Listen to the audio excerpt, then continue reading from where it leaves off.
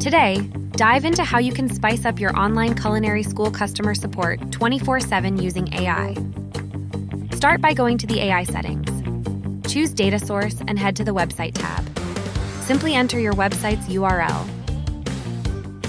In this section, you can review the ingested data to see if it's accurate, and then you can make relevant edits immediately. Now let's test Apollo's responses before you activate it on your website.